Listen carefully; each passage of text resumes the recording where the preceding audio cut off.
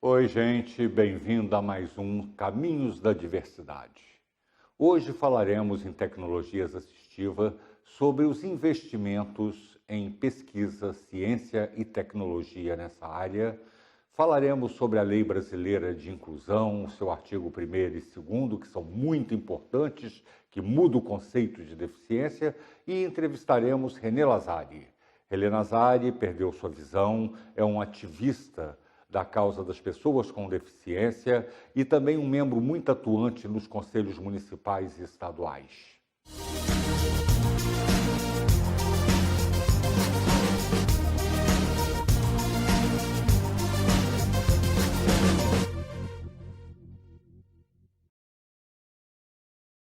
Pois é, amigos e amigas, aqui estamos nós.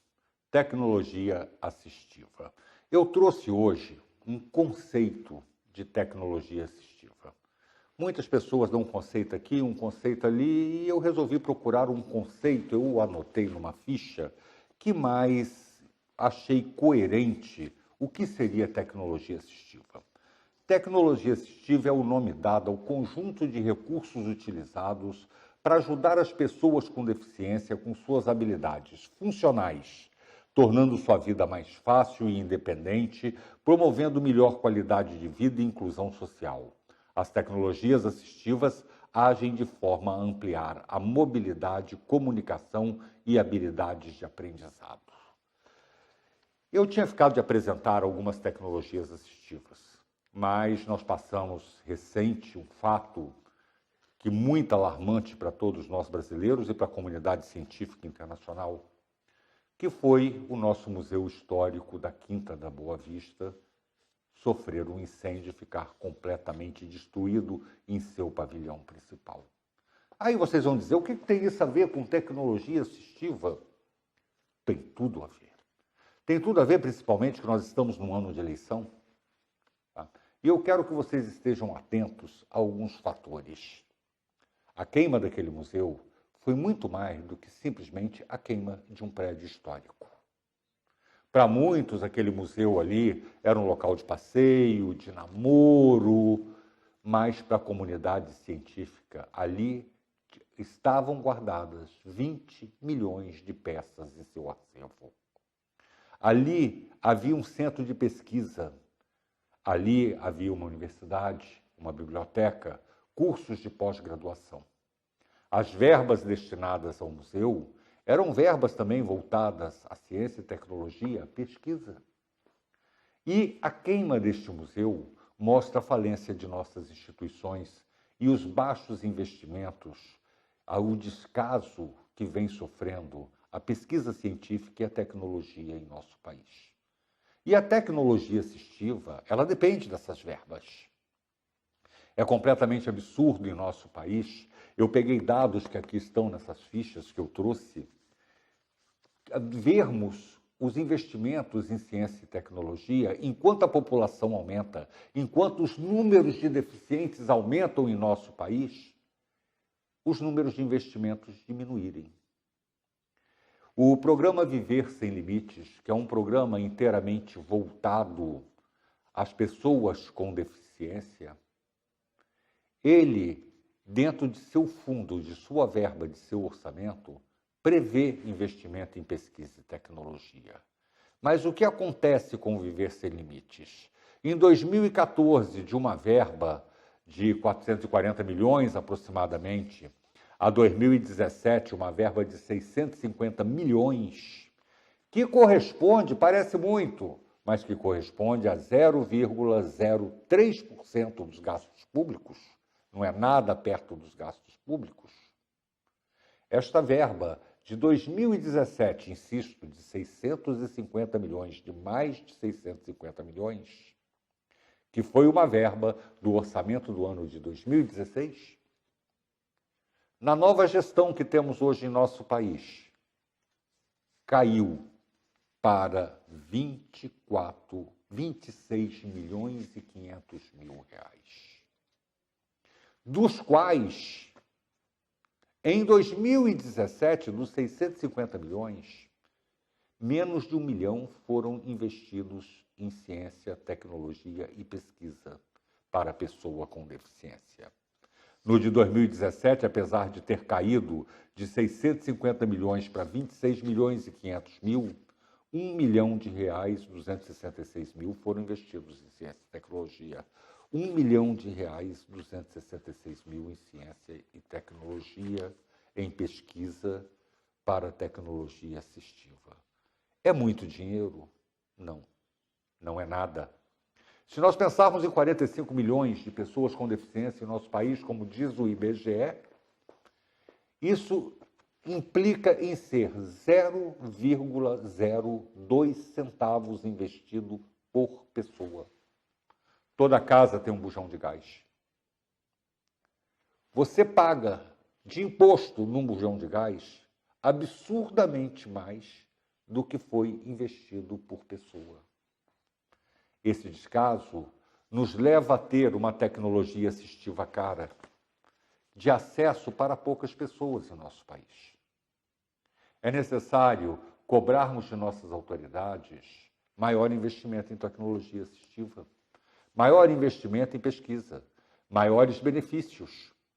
Nós temos visto aí perdões de dívidas, benefícios fiscais, renúncias fiscais para os mais diversos tipos de segmentos da nossa sociedade. E por que não temos em todo o segmento da tecnologia assistiva?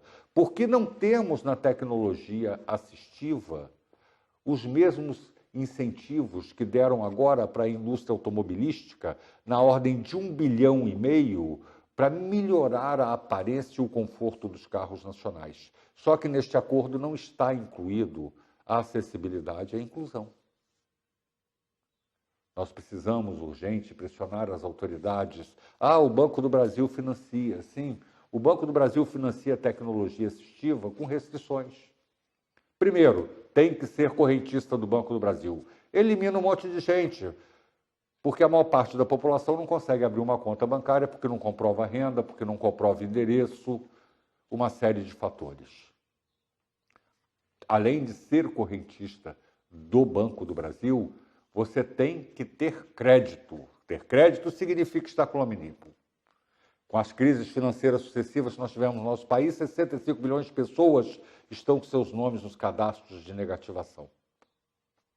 Então, até o financiamento governamental de uma tecnologia assistiva, que não é uma doação, é um financiamento, a juros baixos, mas é um financiamento, você tem que pagar, ele se torna restritivo. Nós temos uma tecnologia cara, quase toda ela importada, e não é que o brasileiro não tenha criatividade, pelo contrário, o Brasil é considerado um potencial nesse mercado, nesse segmento. Apesar de tudo, o Brasil ainda consegue exportar alguma tecnologia assistiva. Só que os nossos custos de impostos em cima dessa tecnologia são altíssimos. E está tornando inacessível para 80% da população de pessoas com deficiência que sequer se informam do que existe no mercado por saberem que não têm condições de adquirirem. Nós temos que pensar hoje, quando falamos em eleições presidenciais, governadores, deputados, que estes homens que ali estão vão ditar as regras dos próximos 4 anos. A escolha do candidato para a pessoa com deficiência e seu familiar deve se dar através da pergunta: o que ele já fez pela pessoa com deficiência? Ele tem um projeto de governo voltado à pessoa com deficiência? Ele tem um projeto de governo voltado à ciência e tecnologia? Pelo que me consta, 4 dos presidenciáveis registraram seus programas de governo no TSE e sequer consta acessibilidade e inclusão, sequer consta pessoa com deficiência. E os que constam falam vagamente. Você deve fazer essa pergunta para o deputado que você escolhe, para o governador que você escolhe, para o prefeito, para o presidente da República. O que ele já fez? Qual é o discurso? O que ele fala de ciência e tecnologia? O que ele fala de acessibilidade e inclusão? O que ele fala sobre a pessoa com deficiência? Ou nós estamos condenados, a maior parte das pessoas com deficiência em nosso país, a não termos a vida plena que a lei nos dá o direito de ter, que a Constituição nos dá o direito de ter, por causa das barreiras de atitude e de falta de atitude da sociedade e de nossos políticos. Voltamos daqui a pouco, no nosso próximo quadro, falando da legislação brasileira de inclusão.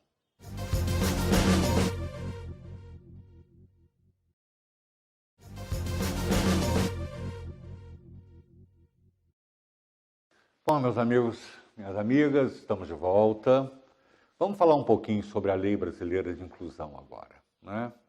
Uma lei de 2015 que começou a vigorar em 2016, janeiro de 2016, para que esse período do momento que ela foi aprovada ao momento dela iniciar ter sua vigência, que a gente chama de vacatio legis, foi exatamente para os municípios, estados, poder público mudarem suas legislações, se adequarem a ela.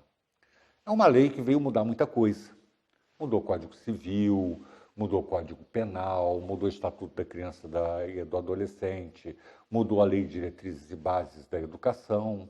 Ela influenciou em vários outros setores legislativos nossos, né? Porque é uma lei específica, uma lei posterior, e ela acaba por alterar, né, essas demais leis. Essa lei não nasceu da noite para o dia. Essa lei ela levou 15 anos tramitando.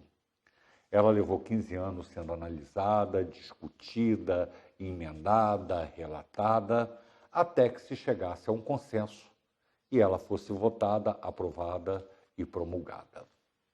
Essa lei ela vem como base uma convenção da ONU. E dentro dessa convenção da ONU, eles aproveitaram, porque a Convenção da ONU ela foi, aqui no Brasil, ela foi também votada pelo Congresso Nacional e aprovada, fazendo parte também da nossa legislação. E o que eles fizeram com essa lei? Pegaram toda a legislação pertinente à pessoa com deficiência em nosso país e colocaram numa só lei, a Lei Brasileira de Inclusão, que o pessoal também chama de Estatuto da Pessoa com Deficiência. E ela trouxe mudanças importantes. Ela trouxe mudanças importantes como criminalizar a omissão do poder público, como improbidade administrativa, tornar mais clara a questão da discriminação, né? E principalmente a nomenclatura. A nomenclatura que a pessoa com deficiência usa hoje, ela também foi objeto de estudo e discussão. Então, no seu artigo 1º, a lei diz o seguinte: é instituída a Lei Brasileira de Inclusão da Pessoa com Deficiência, Estatuto da Pessoa com Deficiência, destinada a assegurar e a promover, em condições de igualdade, o exercício dos direitos e das liberdades fundamentais por pessoa com deficiência, visando sua inclusão social e cidadania. Olha que interessante. É instituída a Lei Brasileira de Inclusão da Pessoa com Deficiência. Neste momento, a lei determina. A terminologia certa é pessoa com deficiência. Não é portador de deficiência, não é portador de necessidades especiais, não é excepcional, não é nenhuma daquelas nomenclaturas que se usava. O termo certo é pessoa com deficiência, destinada a assegurar e a promover em condições de igualdade. Nós temos um princípio constitucional da igualdade, aonde todos são iguais. E a Constituição garante os meios para que essa igualdade aconteça, aonde costumam dizer os grandes constitucionalistas, os grandes juristas, né, que é tratar os iguais como iguais e os desiguais na medida de suas desigualdades. Ou seja, a pessoa tem uma desigualdade, você tem que equilibrar isso na forma daquela Constituição e da lei para que eles se equiparem, né? Para o exercício dos direitos e liberdades fundamentais. Esses direitos e liberdades fundamentais eles são garantidos na Constituição por pessoa com deficiência, visando sua inclusão social e cidadania. No artigo 2º, Essa lei vem dizer o seguinte: considera-se pessoa com deficiência. Olha como eles frisam a nomenclatura. Pessoa com deficiência. Não é mais portador de deficiência, não é mais excepcional, não é mais deficiente físico. É pessoa com deficiência. Considera-se pessoa com deficiência aquela que tem impedimento de longo prazo de natureza física, mental, intelectual ou sensorial, o qual, em interação com uma ou mais barreiras, pode obstruir sua participação plena e efetiva na sociedade, em igualdade de condições com as demais pessoas. Vejam bem, impedimento de longo prazo.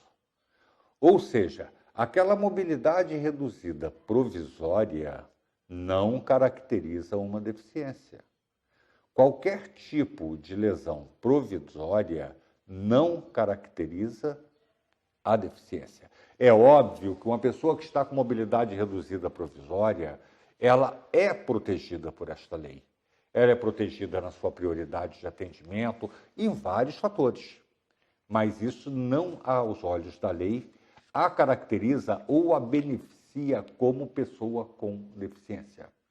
Porque a lei é bem claro quando ela diz natureza, que tem impedimento de longo prazo. Também não diz que seja permanente. Isso é muito interessante. Ela não coloca o curto prazo, mas também não coloca a permanência. Isso até está sendo margem de discussão. Porque se você quebra uma perna, coloca um gesso, você vai ficar 30 dias. Isto é curto prazo. Não vai te caracterizar uma deficiência. Mas se a fratura foi exposta, você teve que fazer uma cirurgia, colocar aquelas ferragens alongadoras por fora, e você sabe que vai ficar 1 ano e meio, 2 anos com aquele aparelho. Isto é longo prazo, embora não seja permanente. Então, essa análise ela tem que ser feita com muito cuidado, porque essa análise hoje, tá? Ela não é só feita pela ótica médica. Antigamente, ela era feita somente pela ótica médica. A deficiência era uma coisa estritamente médica. Ao longo das nossas discussões sobre essa lei, vocês vão perceber que agora o fator de avaliação da deficiência, tá, é biopsicossocial. O que significa isso? Quando ele fala em barreiras, ele vai falar em barreiras até de atitudes. Então, é muito importante a forma que a lei foi redigida com o impedimento de longo prazo. Aí ele vai falar de natureza física, intelectual ou sensorial. É bom esclarecer que sensorial são os nossos sentidos. E os nossos sentidos não são apenas a visão, a audição e a fala. Nós temos outros sentidos. Ah, mas então o tato depende, porque a lei ela vai continuar dizendo que em interação com uma ou mais barreiras, olhe bem que ele não coloca obstáculos arquitetônicos, urbanísticos, ele coloca barreiras. Tá? Possa obstruir sua participação plena e efetiva na sociedade e igualdade de condição com as demais pessoas. Ou seja, um dos sentidos afetados frente a uma ou mais barreiras, independente de qual o sentido. Se obstruir a participação plena e efetiva, caracteriza a pessoa com deficiência. Nós daremos continuidade a essa leitura da Lei Brasileira de Inclusão detalhada nos próximos programas. Nós vamos ler artigo por artigo, depois nós vamos ler essa lei por setor. Vamos falar da educação, da saúde, do esporte. Continue com a gente, vamos para o intervalo. Daqui a pouquinho estamos com uma entrevista aqui com René Lazari.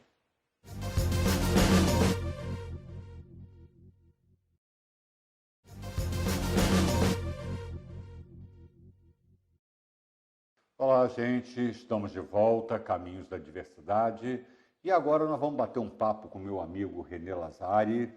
René é um militante dessa causa da pessoa com deficiência, um grande ativista, também uma pessoa que tem uma participação muito ativa em conselhos municipais e estaduais, inclusive fundador do Conselho Municipal de Maricá, cidade onde nos encontramos e onde o Renê mora também. Dá uma boa tarde e um bom dia para o pessoal, Renê. Boa tarde a todos, é um prazer estar aqui, Beccari, com você nessa entrevista e agradecer a oportunidade e o convite feito.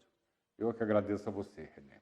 Renê, você sabe que eu gosto muito de acompanhar essa luta, as reportagens, as coisas, e eu vi recentemente uma reportagem que diz que uma das deficiências que mais cresce no Brasil é a falta de visão, é a cegueira.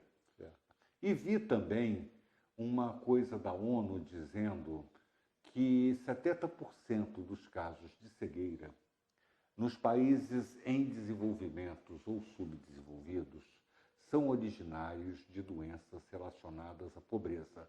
O que seria? Né? Seria a falta de saneamento básico, uma série de coisas que nos traz doenças, como ontem eu vi uma reportagem sobre o borrachudo, aquele mosquitinho, né? Que ele está provocando uma febre agora que está aterrorizando, porque essa febre, nós temos alguns casos relatados já no Brasil, essa febre ela causa lesões neurológicas, né? E pode deixar a pessoa com deficiência. E esse é um mosquito que já transmite a oncocercose, que é a cegueira dos rios, né?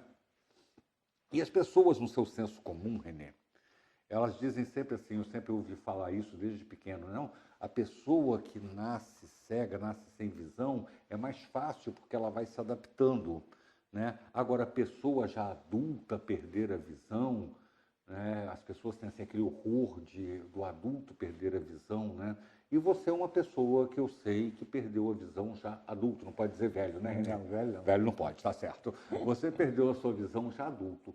Como é, Renê, perder a visão adulta? Como você se sente? Como você vê que a sociedade te olha? Como é viver nessa sociedade despreparada, com barreiras de atitude, com barreiras arquitetônicas, urbanísticas?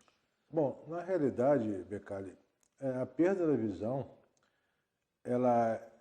eu acredito que seja uma das situações mais difíceis, né, que o ser humano pode enfrentar, né? Não só a perda da visão, como a falta dela quando de nascença, né? Essa questão de se dizer o que é pior, o que é melhor, né? Se é quando você nasce cego ou quando você se torna cego, eu acho que não existe essa relação, porque você pode dizer, a pessoa que nasce cega, a gente não sente falta daquilo que nunca teve, né?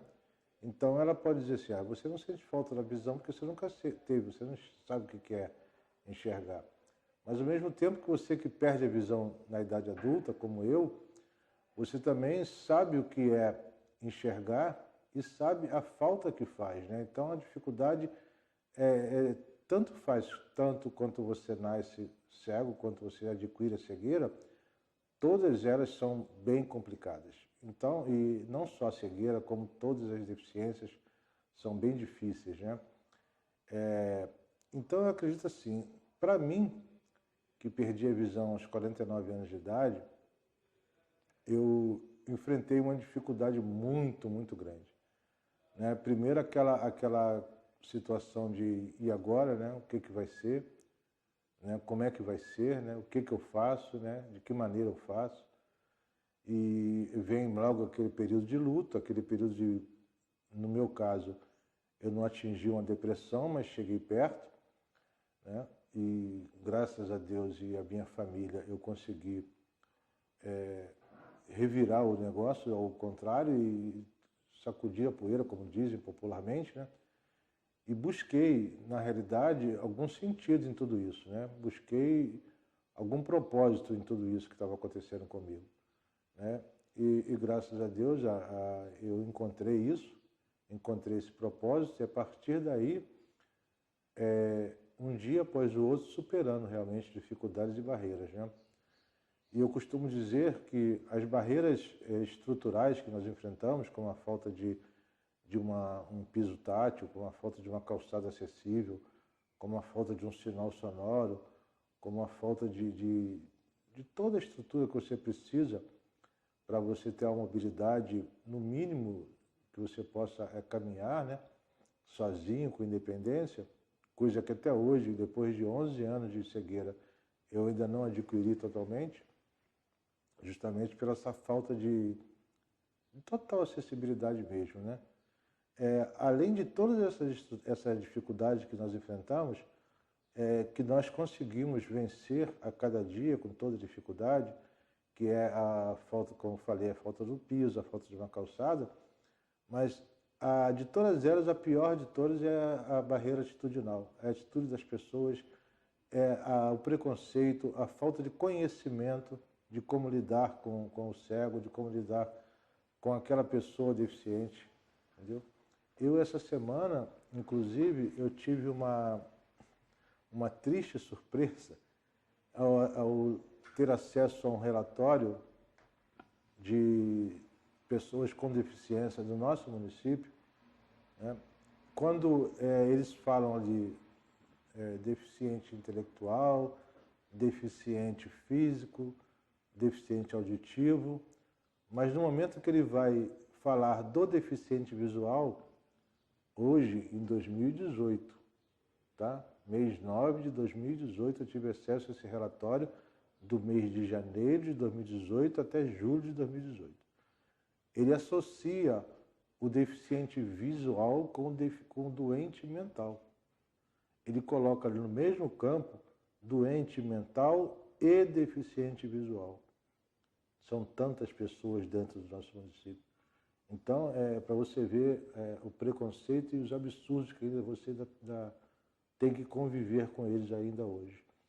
Então, a dificuldade minha maior, depois que eu perdi a visão, além, claro, além de adaptação, de reaprender a andar, aprender a usar a bengala, aprender a usar o computador, que até então nunca tinha usado um computador, aprendi a usar após a perda da visão, que por sinal foi para mim um divisor de águas, que realmente a informática que me trouxe de volta ao mundo mesmo, a convivência na sociedade, porque me abriu várias e várias portas, me deu acesso a vários tipos de informações e tipos realmente de adaptação, né, no meu mundo hoje, entre aspas, no escuro, né?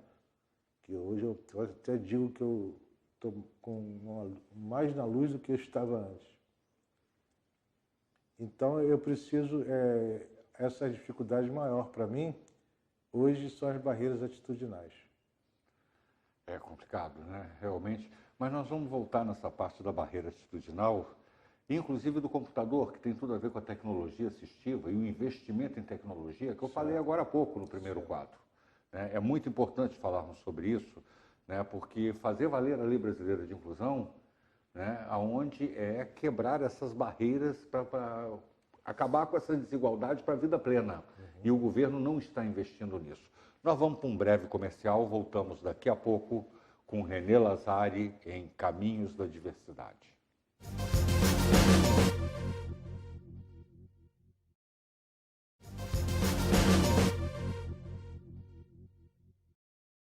Bom, estamos de volta, Caminhos da Diversidade, entrevistando meu amigo René Lazari, muito meu amigo, que eu tenho orgulho dessa amizade, aprendi muito com o René. René, você estava falando da questão da informática, como te ajudou, né? E essa tecnologia assistiva realmente está faltando muito investimento no país, né? E você falou das barreiras de atitude, você comentou esse relatório. Realmente, uma das coisas que eu sinto, René, não sei se você concorda comigo, aí dizem que a educação vem de berço. Nós não vamos mudar a sociedade da noite para o dia. Mas falam em educação inclusiva, mas não colocam dentro das escolas uma matéria, inclusão, acessibilidade, a transversalidade desse tema não é abordado dentro das escolas, é o que eu sinto. Né? Para quê? Para que eduquemos as nossas crianças desde pequenas também, a aprenderem a lidar com os diversos tipos de deficiências, desde a sua terminologia, classificação, até no dia a dia. Porque eu me lembro de dois fatos, René, que você conta. Um eu lembro de mim, né, que eu achava que sabia tudo sobre deficientes, até te convidar na minha casa e o portão não está abrindo. Né? E eu preocupado com você tropeçar na soleira do portão, esqueci da parte alta, da parte de cima do portão E, lamentavelmente, deixei meu amigo bater com a cara no portão, né? E você me contando do teu amigo. Eu gostaria até que você contasse isso, porque é tragicômico, né, René? Acaba... Foi uma experiência que eu tive em 2015, assim que nós criamos o Condef, 14, né? E eu fui fazer um curso no Rio sobre realmente como atuar como conselheiro, né? Na Fundação Getúlio Vargas. E junto comigo tinha um cadeirante que atuava dentro do conselho da pessoa com deficiência na época. E nós pegávamos aqui o ônibus aqui na rodoviária, era uma luta para pegar esse ônibus, porque não tem acessibilidade, aproveitando que a oportunidade, né? Ele tinha que ser carregado no colo para dentro do ônibus, a cadeira colocada no bagageiro. Aí chegando no Rio, nós descíamos do ônibus, eu ia empurrando a cadeira dele, eu servia no caso, eram as pernas deles e ele era meus olhos, né? E íamos ali para o curso, saímos dali e íamos até o terminal Menezes Corte andando pela Rua da Carioca para pegar o ônibus. Seguindo então pela Rua da Carioca, antes de chegar ali pela Rio Branco, né? Como diria o poeta, né? Tinha um orelhão no meio do caminho, né? E ele simplesmente, por ser um cadeirante, ele passou pelo orelhão na parte bem lateral ao orelhão, né? E só que esqueceu que eu estava atrás empurrando a cadeira, né? Consequentemente, né? Aquela bela testada no orelhão que não... E ficou realmente um episódio assim bem engraçado, né? Eu até na época chamava ele de cão guia do Paraguai, né? Que ele me fez passar por isso. Mas passo por dificuldades nesse sentido diariamente, Ayrton. Aqui mesmo em Maricá, no comércio que a gente atua aqui, se você vai numa loja como eu vou com a minha esposa, em lojas e em comércio de maneira geral, em clínicas, as pessoas, quando eu entro na loja, nunca se referem a mim, né? Se referem à minha esposa. O que ele quer, o que ele deseja, qual o nome dele, entendeu? Como se aquele relatório que eu te falei anteriormente valesse realmente, né, que o deficiente visual também é um doente mental, né? Uma pessoa incapaz de raciocinar. Parece que ele perde a visão e como a visão está na cabeça, né? E o cérebro está na cabeça, então parece que eles fazem uma correlação, né? E é muito difícil a gente passar por isso, né? Como outro dia eu fui pegar um mototáxi, a menina estava comigo, me levou até o ponto, aí perguntou, você pode levar ele até em casa? Aí o rapaz falou assim, quem é que vai? Ela falou assim, ele. Ele anda direitinho? Aí eu falei assim, não, eu ando esquerdinho, entendeu? Aí, chegando perto da moto, ele não se dirige a mim, ele se dirigiu a ela. Onde é que ele mora? Qual a rua que ele mora? Aí eu falei, meu amigo, você pode ficar tranquilo que você vai chegar até onde eu moro sem problema nenhum, entendeu? Então, essas coisas que a gente até entende, tenta levar para o lado bom da coisa, como a pessoa não conhece, não tem entendimento, não sabe, mas nós temos que tentar, até aproveitando essa oportunidade que você nos dá, de divulgar o máximo isso, entendeu? Tentar fazer com que as pessoas percebam isso e que hoje em dia, você me conhece, sabe que eu digo sempre isso, a imagem do cego, antigamente, era um velhinho de cadeira, sentado na porta da igreja pedindo esmola. Isso não existe mais. O deficiente hoje, em todas as áreas, em todas as deficiências, ele está nas ruas brigando pelos direitos, ele conhece os direitos, sabe o que tem a conquistar, entendeu? E essa sua fala, quando você diz que a educação tem que estar dentro da escola também, entendeu? É realmente isso que nós temos que buscar, que as pessoas conheçam, porque a deficiência, ela não é como diria os antigos, não é um castigo de Deus, né? A deficiência é uma condição humana e ninguém está livre dela. Com toda certeza, René. Ô, René, você falou no comércio e eu me recordei aqui de uma coisa que você me chamou a atenção, porque nessas lutas nossas juntos, né, eu sempre falei muito no som, no barulho, nas ruas, com relação ao autista. A criança, o adolescente, o adulto com autismo, paralisia cerebral, né? E você me colocou, não são só eles. Eu gostaria que você explicasse essa situação com relação, né, a esse caos urbano. Como é que funciona isso para você? É perturbador, né? Realmente a palavra certa é essa. Essa semana, inclusive, eu tive com a minha esposa no centro, e o nosso centro aqui de Maricá está ficando alguma coisa assim insuportável, né? Caixa de som numa farmácia, em frente àquela farmácia uma outra caixa de som, e lojas anunciando a coisa aos berros, entende? E é muito difícil para nós que não enxergamos. Você imagina você dentro de um ambiente, você ouvindo gritos de um lado, buzinas de outro, porque nós temos, não que nós ouvimos mais do que os outros, que as pessoas costumam dizer, ah, você escuta mais do que eu. Não, nós aprendemos a desenvolver mais a audição, porque nós precisamos dela. Porque até então, quando você enxerga, você não precisa se preocupar com certos barulhos, porque você está vendo. Então você direcionou o seu olhar, você chegou ao seu objetivo.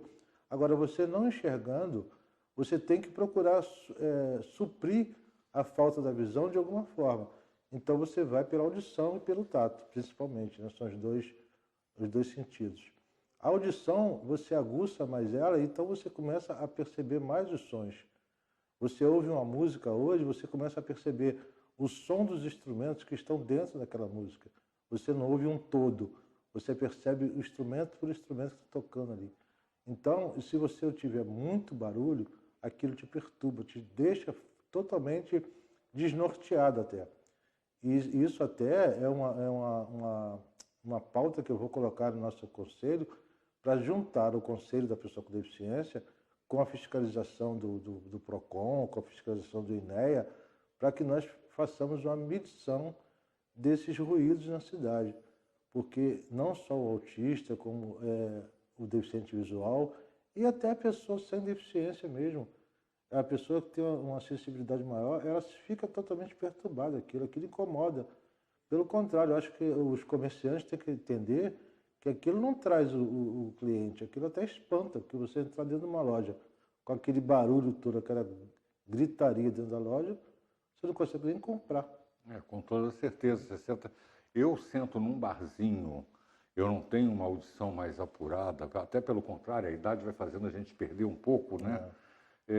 Se a música estiver muito alta, eu fico perturbado, eu não consigo ficar, eu não consigo conversar, me atrapalha imensamente. Renê, você falou que o deficiente hoje é uma pessoa que conhece mais seus direitos, né, que está aí na luta na sociedade, buscando o seu espaço. Você também comentou a respeito do que eu falei, né, sobre a escola e falou do conselho.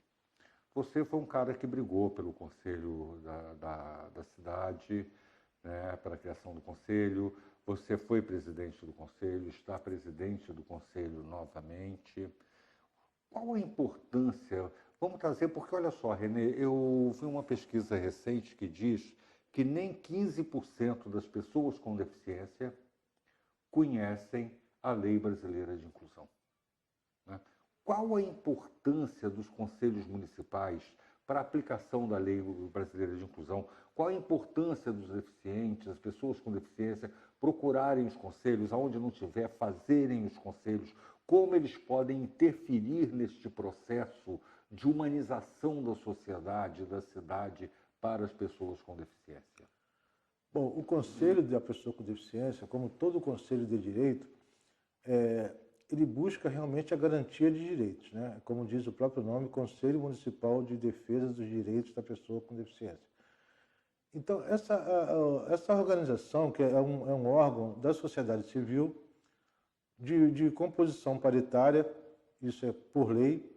Eu até coloco em dúvida essa lei, porque essa composição paritária parece que tem um propósito justamente de tentar parar o Conselho, tá? Mas isso é opinião minha. E a composição paritária significa que quantos membros tiver da sociedade civil, devem ter também do governo. Nós do Conselho aqui da Pessoa com Deficiência, nós somos 10 membros no total. Somos 5 sociedade civil e 5 do governo. Secretaria de Trabalho, Secretaria de Urbanismo, Secretaria de Educação, Saúde e Assistência Social compõem o Conselho hoje. Agora, é fundamental que existam os conselhos. Primeiro porque ele é um órgão que representa toda uma sociedade, toda uma classe, uma categoria, vamos dizer assim. E segundo, que ele tem por lei, a competência de realmente buscar a garantia dos direitos. Tá? Ele pode, com certeza, entrar em provocação ao Ministério Público quando a lei não for cumprida, entendeu? E pode realmente fazer com que isso seja cumprido e garantido por lei. Agora, infelizmente, nós conhecemos a política do nosso país, né? E nós sabemos que muitos conselhos têm a composição da sociedade civil, mas estão na mão do governo, entendeu? Até propositalmente, que é para que realmente a coisa não aconteça.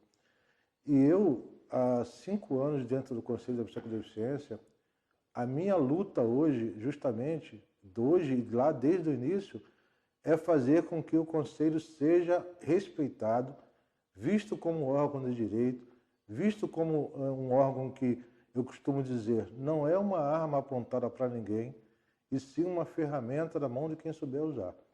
Entendeu? Agora, o mais importante, a nossa luta maior, é convencer a própria pessoa com deficiência, as próprias pessoas, a virem e se unirem a nós. Renê, é um problema muito sério, essa questão dos conselhos, né? E essa paridade, realmente, nós já conversamos muito sobre isso, essa forma que foi feito, parece que foi feita uma forma para não funcionar. É bom esclarecer para as pessoas que dentro da forma paritária, né, o poder de decisão, no caso de empate, é do presidente do Conselho.